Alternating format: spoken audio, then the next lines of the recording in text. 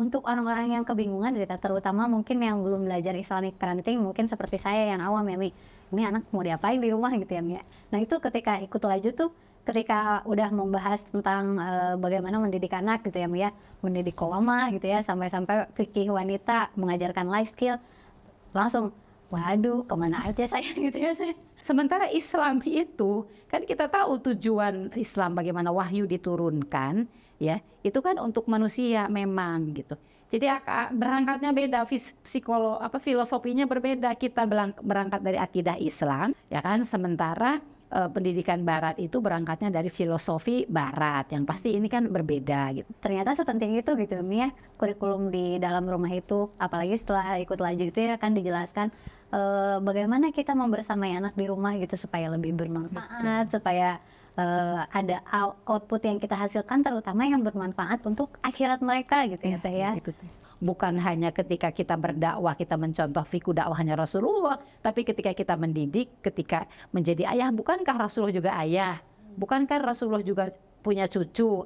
Bukankah Rasulullah juga punya istri, Ibu Khadijah juga punya putra gitu kan?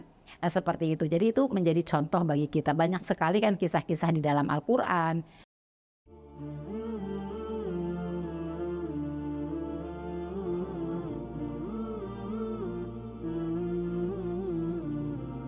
Laju, sarana belajar untuk para ibu. Mendidik dengan iman, mendidik berbasis adab, mendidik dengan keteladanan, dan mendidik bervisi peradaban. Assalamualaikum warahmatullahi wabarakatuh, sahabat Laju. Masih bersama kami lagi di sini ada Teh Reza dan Umi Yusdiana. Masih ingat nggak tagline Laju? Oh ya, Teh, mulai dari siap. ini. Mendidik dengan iman, Mendidik berbasis adab, mendidik dengan keteladanan. mendidik bervisi peradaban. Masya Allah. Oke Teh, kali ini kita akan ngobrol tentang kurikulum Laju ya Mi ya. Nah ini kan Teh Reza ini kan basic pendidikannya S2 pendidikan ya Teh Reza ya. Betul, Teh. Pendidikan Masya Allah. kita. Iya, sekarang bergabung di Laju menjadi kru Laju ya di bidang kurikulum.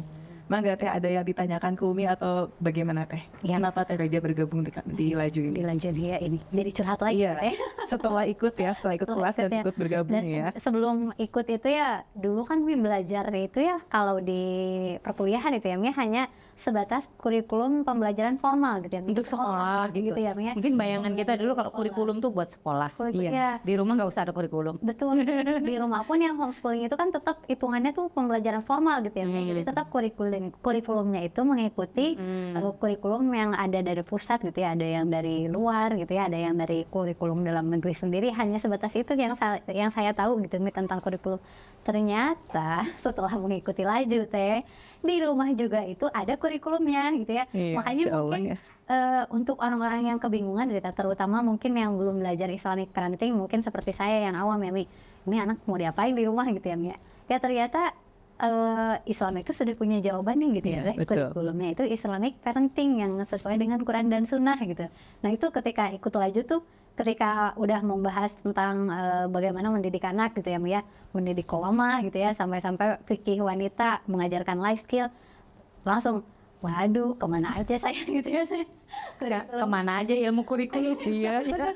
Ini hanya sebatas oh kurikulum ini bentuknya begini gitu ya, evaluasinya begini, sumber bukunya begini, hanya sebatas itu, bukan secara praktikalnya itu kan Teh kurang gitu Kurang, ya. ya. Lebih ke ini tuh jadi kayak kalau di sekolah itu lebih ke dokumen gitu ya, Mi, ya. Ya, Lebih jatuhnya ke kelengkapan. dokumen, ya hanya kelengkapan saja untuk pedoman pembelajaran gitu. Sisanya ya hanya pembelajaran interaksi di kelas gitu ya. Sementara kan di rumah berbeda ya, Mi, ya.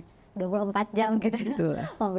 membersamai anak-anak gitu. Harusnya kurikulumnya lebih komprehensif. Iya betul ya, harusnya kita lebih punya kurikulum yang yang komprehensif, yang lebih siap gitu untuk digunakan selama kita mendidik anak-anak dan membersamai anak-anak di rumah gitu, Mi. Jadi ya ternyata sepenting itu gitu, Mi, ya, kurikulum di dalam rumah itu, apalagi setelah ikut Laju itu ya kan dijelaskan bagaimana kita membersamai anak di rumah gitu supaya lebih bermanfaat, supaya ada output yang kita hasilkan terutama yang bermanfaat untuk akhirat mereka gitu ya, Teh ya. Itu Teh. Gitu sih Teh kalau Iya. untuk kurikulum yang saya dapatkan gambarannya dari Laju gitu. Nah kalau menurut Umi sendiri nih, Mi, gimana, seberapa pentingkah Islamic parenting itu? Begini ya, kita sebagai seorang mukmin, seorang muslim, seorang mukmin gitu ya. Pedoman kita kan selalunya kepada Al-Quran, kepada Sunnah. Rasulullah SAW dijadikan teladan ya. Nah, coba kalau kita tadabur ya, ayat pertama yang turunkan tentang Iqra.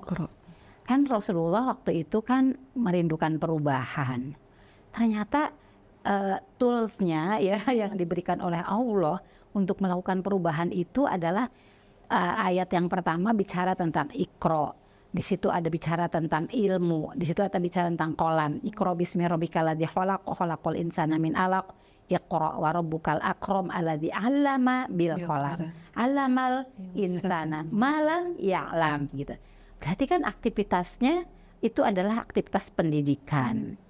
Jadi aktivitas Rasulullah SAW bahkan ketika di Mekah itu yang dominan adalah aktivitas pendidikan gitu. Coba kita teliti lagi, Rasulullah itu punya kurikulum nggak sih? Karena hasil dari pendidikan Rasulullah itu jelas. Para sahabat adalah manusia yang pernah ada, yang terbaik, yang tidak pernah ada lagi manusia seperti itu. Jadi kalau kita menelisik hasil pendidikan Rasulullah itu memang pendidikan yang sukses gitu. Buktinya ada, metodenya ada, ya aneh dokumen-dokumennya masih ada loh gitu. Kenapa kita nggak pakai itu saja yang hasilnya sudah jelas gitu. Karena kalau kita bicara kurikulum hari ini, atau saya dulu kan juga sekolah ya pakai kurikulum yang memang diselenggarakan di sekolah dari mulai SD sampai perguruan tinggi. Ya hasilnya tuh apa gitu, untuk generasi saya hasilnya apa gitu. Tapi kalau pendidikan Rasulullah itu hasilnya kan sudah jelas. Itulah para sahabat. Lalu para sahabat mendidik para tabi'in, itu hasilnya kan jelas. Dan itulah mereka yang membawa kejayaan Islam, yang membangun peradaban gitu ya, seperti itu.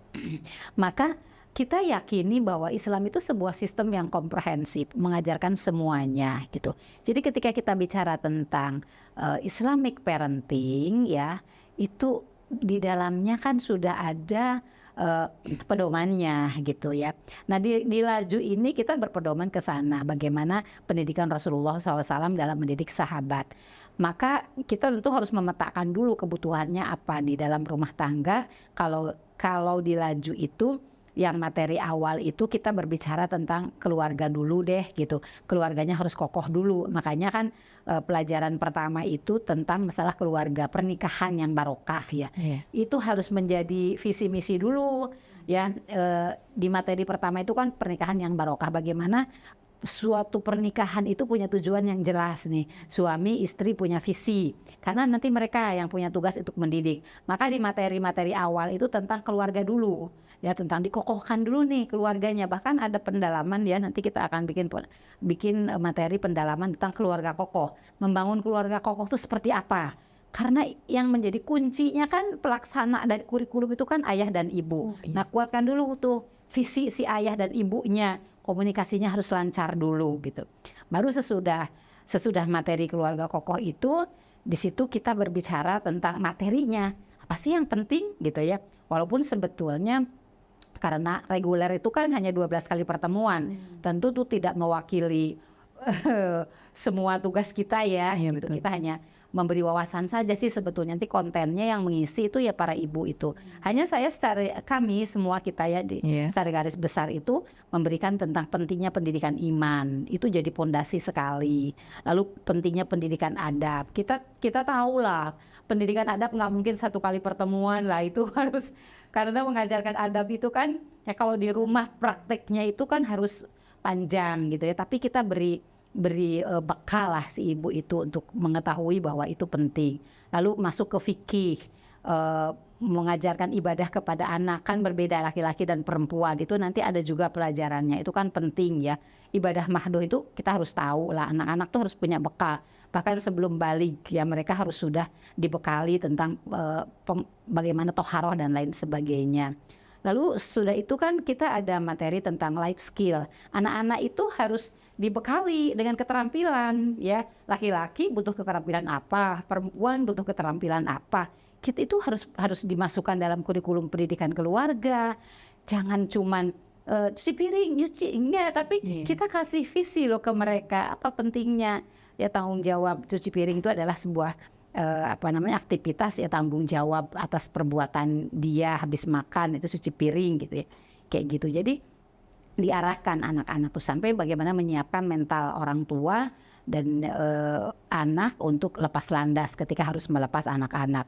Petanya sih seperti itu kita buat kurikulumnya gitu ya. Tapi ada pendalaman-pendalaman di beberapa materi karena kita rasakan itu di reguler itu kan ada yang kurang kayak pendidikan iman, pendidikan adab, terus tentang membangun keluarga kokoh itu memang butuh pendalaman, maka kita bikin itu program pendalamannya gitu ya. Seperti itu ya, karena kalau kita bicara seberapa pentingnya ya penting. Jadi nanti pendidikan anak itu ada programnya, ada tahapan berdasarkan usia gitu ya. Kalau enggak kita juga harus punya parameter ya gitu. Pengalaman saya di rumah Quran ya, rumah Quran teman-teman tahu lah kalau Umi kan juga membina rumah Quran gitu ya. Yang dulu Umi ngajar ngaji itu nggak pakai kurikulum. Beda ketika kita sudah pakai kurikulum. Sudah pakai kurikulum dengan sistem, membangun sistem itu ada parameter. Apa sih parameter kenaikan? Ada standarisasi gitu ya. Target gitu. Kan kita pekerjaan panjang kan mendidik itu. Terus kita nggak punya parameter gitu. Kita nggak punya standarisasi target kita apa gitu ya. Kan harus ada, minimal tuh ada gitu loh ukuran-ukurannya gitu. Sekarang jangan sampai gini loh Ten, orang merasa saya nih korban toxic parenting. Apa parameternya orang menjadi korban toxic parenting? Kan kalau secara akademik harus ada parameter kan ya, untuk mengatakan sesuatu dikatakan dia adalah korban dan lain sebagainya gitu. Nah kita ya walaupun mungkin tidak secara mendetail sekali, tapi kita hanya membimbing saja, mengarahkan saja para peserta laju, ibu-ibu ini untuk juga punya kerangka berpikir yang terstruktur gitu ya, sehingga ada kurikulumnya nih loh kalau kita menawarkan ya. Nanti kalau mau diperluas lagi, diperdalam lagi, ya itu lebih bagus lagi gitu ya. Bisa mengambil ilmu mungkin yang tidak ada di laju, kita bisa diambil dari mana, asal punya konsep yang sama gitu ya. Jangan hati-hati juga untuk mencari sumber ilmu. Seperti itu sih mungkin ya, itu cukup ya. Pak bisa dipahami ya penjelasannya. Nah itu barusan Umi bicara konsep ya. Iya, dan itu nyambung ke ada pendidikan kurikulum ala barat ya. Nah, sumber lain kan tadi kata Umi, kita bisa menggunakan kurikulum dari laju juga dari sumber lain tapi dengan kehati-hatian gitu ya. Iya. Nah, sekarang kan di tengah gempuran informasi gitu ya Mi ya, kita kan kadang-kadang belum bisa memfilter dengan baik gitu ya Mi ya, apalagi mungkin yang masih awam ilmunya gitu. Nah, untuk pendidikan barat ini apalagi saya gitu ya Mi, yang basicnya tuh memang kalau di Lebih banyak barat ya. iya, kalau di perkuliahan itu kan semuanya kesana gitu ya sebenarnya. Padahal ternyata ketika sudah belajar di laju itu ya Teh, ternyata di Al-Quran juga dijelaskan nih. Jadi kita tuh suka nggak pede ya, cari definisi menurut pendidikan barat gitu ya. Dan kadang-kadang lebih ke labeling, oh ini kekinian gitu ya Mi ya. Padahal ternyata Al-Quran itu ya akan terus bisa dipergunakan di zaman Visioner manapun. Itu sebetulnya ya. visioner ya Mi. Dari laju itu sih Teh yang ternyata di Al-Quran ini sudah ada loh gitu. Jadi boleh nggak sih Mi sebetulnya kurikulum pendidikan barat ini disandingkan dengan Islamic parenting gitu? Oke.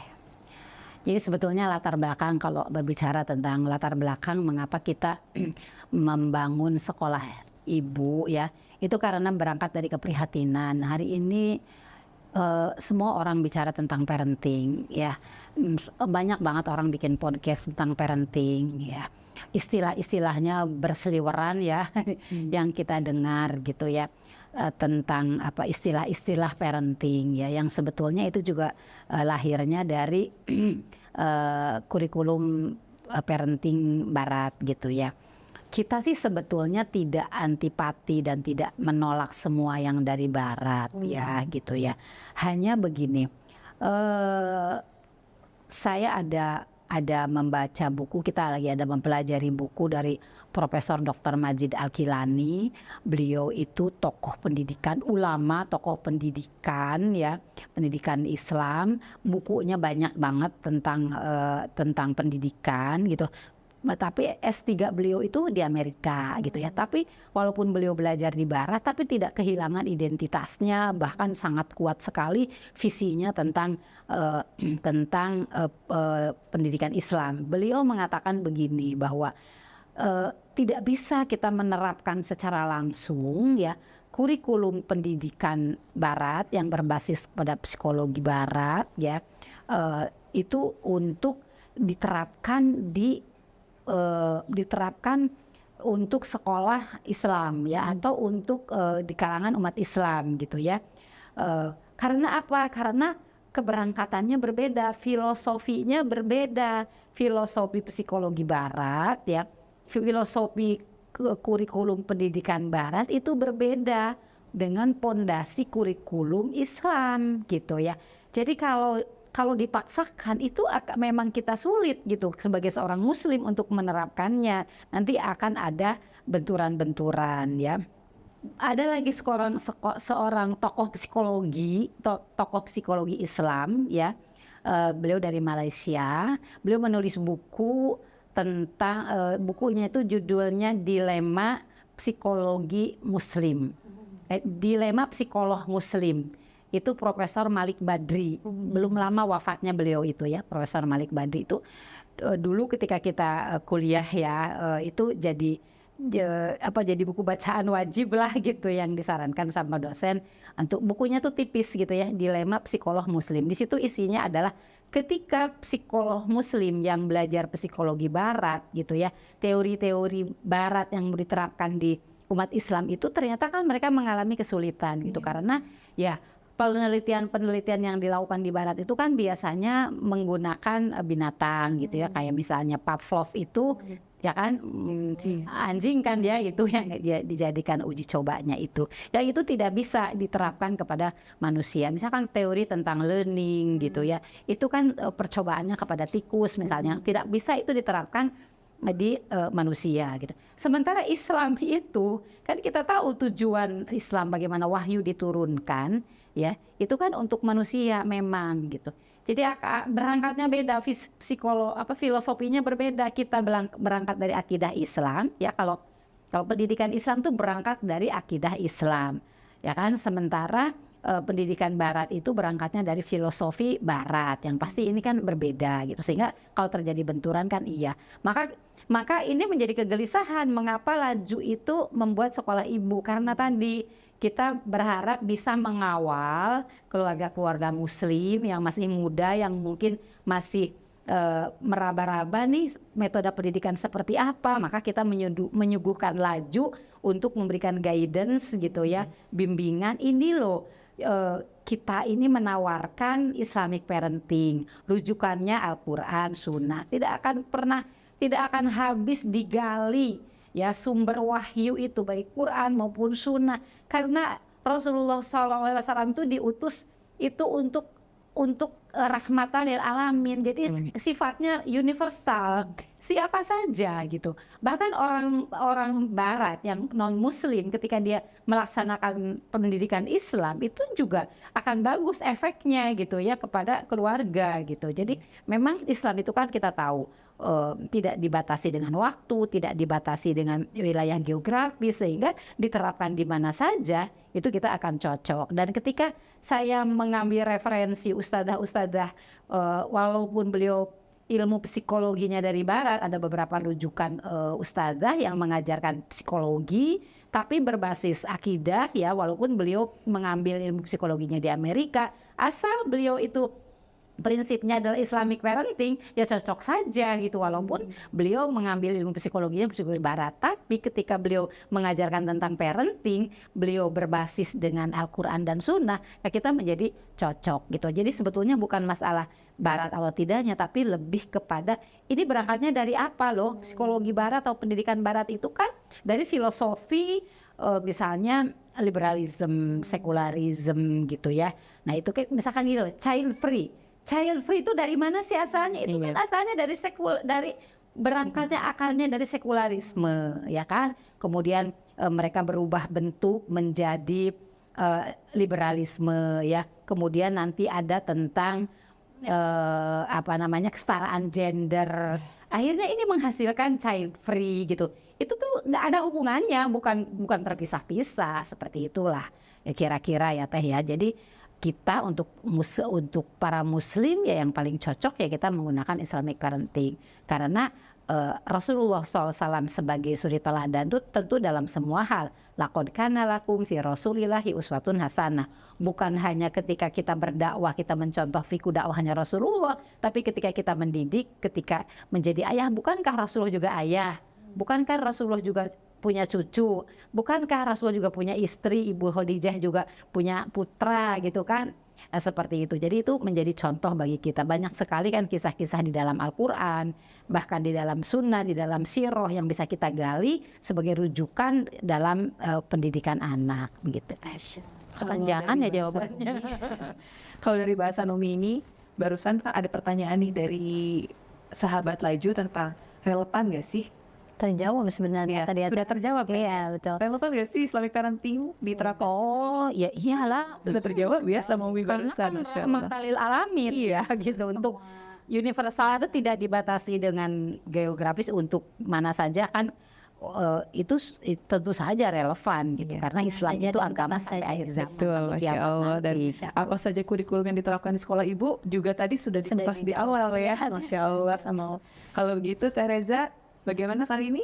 Iya, jadi menjawab juga ya, ini seperti yang Umi bilang tadi bahwa Islamic parenting itu tidak terbatas pada ruang, apalagi masa gitu ya, bisa dipergunakan. Ini menjawab juga kadang-kadang kan orang tua zaman sekarang tuh, ya kan itu dulu, sekarang kan beda gitu ya. Ternyata Islam itu dinamis gitu, bisa dipergunakan di setiap waktu dan di semua zaman gitu ya. Betul. Ya.